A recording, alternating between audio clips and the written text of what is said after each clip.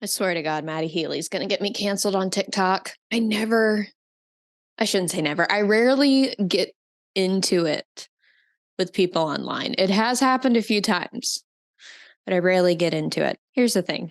I don't know what this is going to be yet because the other day I sat down, started recording and started rambling about some other comment that had to do with the 1975, and I almost made an ass of myself. And this is not the first time I've almost reacted really poorly, but I walked it back very quickly because I took another second to actually reread the comment and be like, oh, they're not being an asshole. I'm just assuming something about somebody that I don't know. Anyway, I began rambling about that, and then it turned into something else.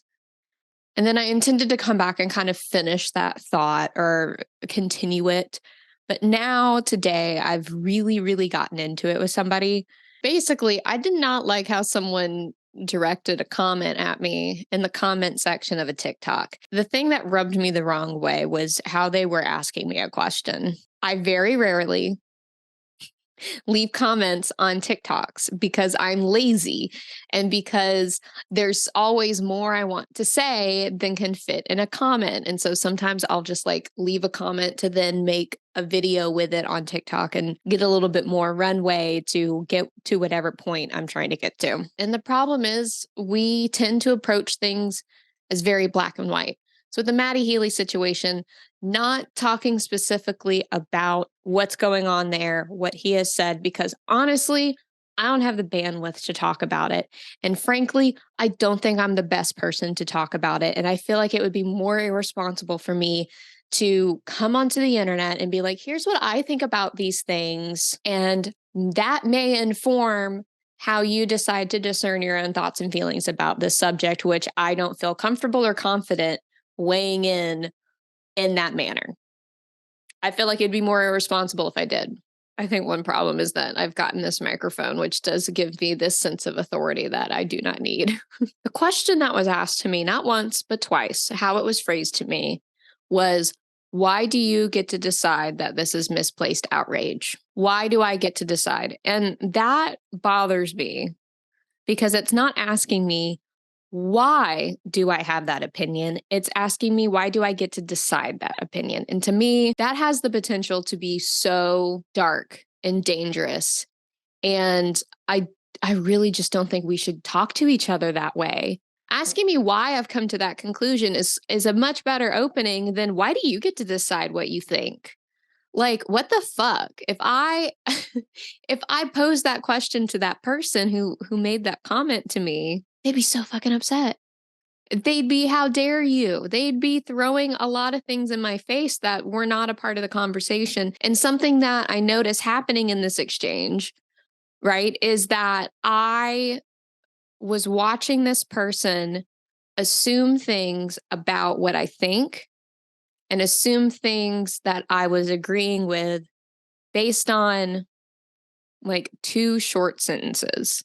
And I understand where there was a gap for this person to fill with that assumption. And I left that gap open. But again, I understand the risk involved when I open my mouth on the internet. For me, my motivation in this situation as an example for something or just like a talking point, my passion is definitely more so rooted in the communication behavior and the human behavior that happens on these platforms.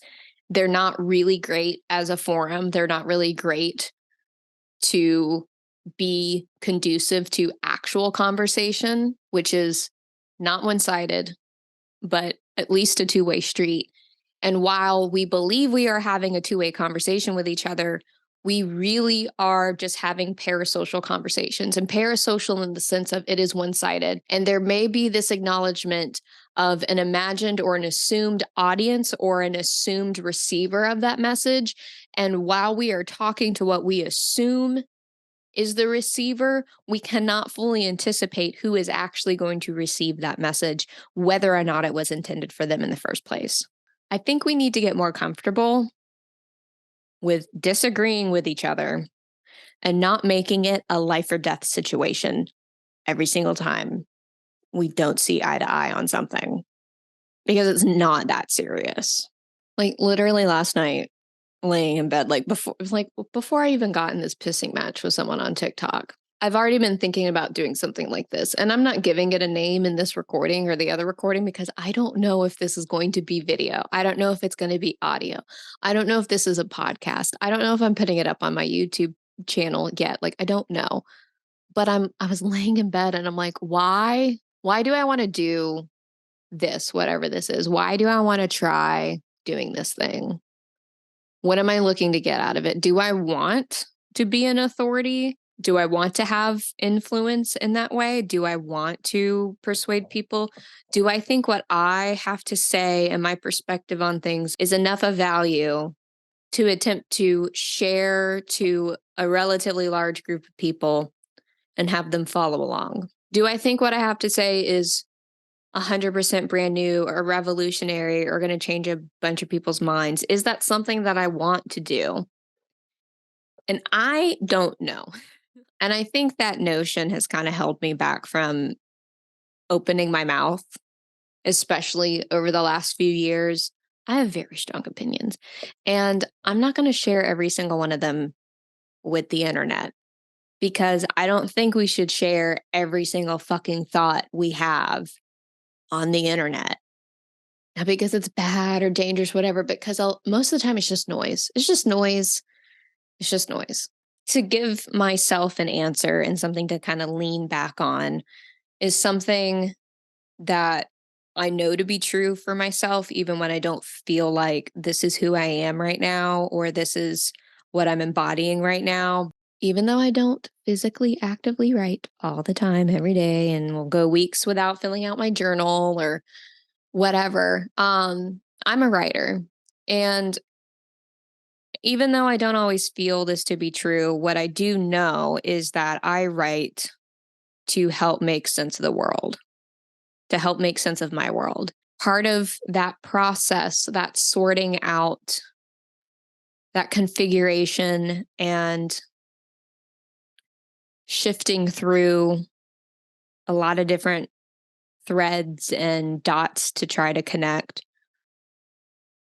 Sometimes I do that with speaking, with talking and talking to a friend, talking to myself, inner dialogue, just going on and on and on and on until like I find, some golden nugget of clarity for myself. And I'm like, yes, that thing, that's the thing. Of course, duh.